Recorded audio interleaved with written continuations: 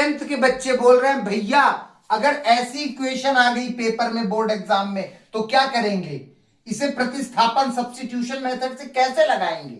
तो बच्चों मैं बता रहा हूं, फील करना। सब्स्टिट्यूशन मेथड क्या कहता है, प्रतिस्थापन मेथड, कि पहली इक्वेशन में से x का मान निकाल लो। ये रही पहली इक्वेशन।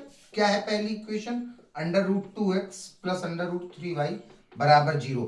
इस इक्वेशन से मैं x का मान निकालूंगा। कैसे निकालूं, x वाले को यहीं छोड़ता हूं, ये प्लस का 3y है वहां ले जाता हूं, तो क्या हो गया माइनस का √3y।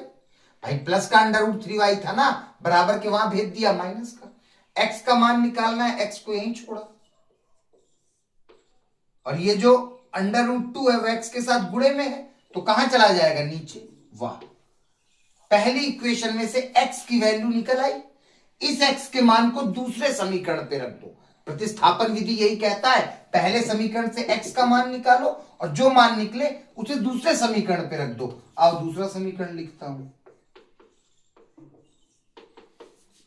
लिख लिया। इस x के मान को यहां पे रख दो, x की जगह पे। आओ रखता हूं, x का मान क्या है, -√3 अपॉन √2y माइनस √2y बराबर 0। समझ आई बात।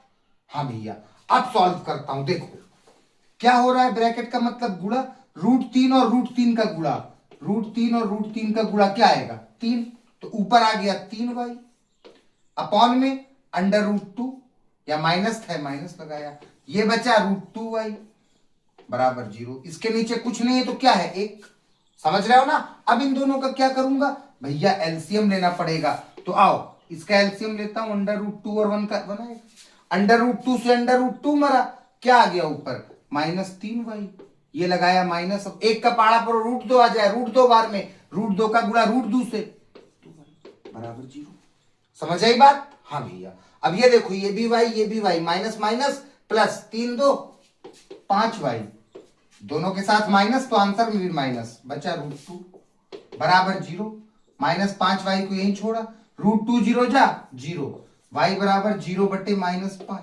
माइनस का 5 गुणे में था, नीचे चला गया। जब ऊपर 0 आता है तो पूरा मान 0, y आ गया 0। इस y को किसी भी इक्वेशन पे रख दो, चाहे इस पे चाहे इस पे, x भी 0 आ जाएगा। बेटा पूरा समझो, बहुत अच्छा कंसेप्ट है ये।